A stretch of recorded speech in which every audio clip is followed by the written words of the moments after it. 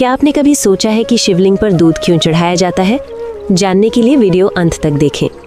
बहुत समय पहले की बात है, जब देवता और असुर दोनों ही अपनी शक्ति खो चुके थे। अमर होने की चाह में वे पहुंचे भगवान विष्णु के पास। तब उपाय मिला क्षीर सागर का मंथन। मंदराचल पर्वत बना मथनी और वासुकी नाग बनी रस्सी। शुरू हुआ महासंग्राम, समुद्र मंथन। लेकिन अमृत से पहले जो निकला उसने पूरी सृष्टि को हिला दिया। वो था भयंकर विष हलाहल। उसकी ज्वाला इतनी भयानक थी कि तीनों लोकों में हाहाकार मच गया। देव, असुर, ऋषि सब घबरा उठे। कोई भी उस विष को संभाल नहीं पा रहा था। तब सबकी नजर गई एक ही दिशा में, महादेव।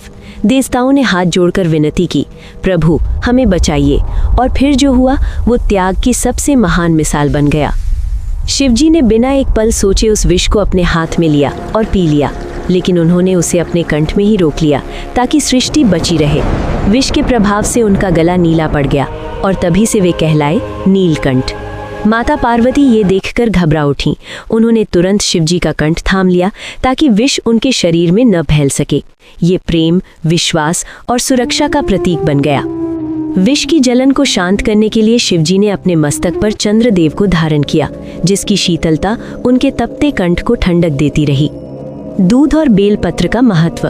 विष की तपन शांत करने के लिए देवताओं ने गौमाता के दूध का अभिषेक किया, जो विष के प्रभाव को कम करने वाला था।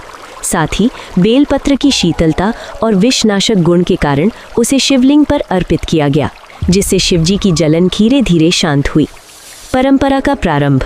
तब से शिवजी को प्रसन्न करने और विष के प्रभाव से मुक्ति के प्रतीक के रूप में दूध, जल और बेलपत्र चढ़ाने की प्रथा चली आ रही है, विशेषकर सावन मास और शिवरात्रि में। ये कथा शिव भक्ति की आधारशिला मानी जाती है। जय महाकाल।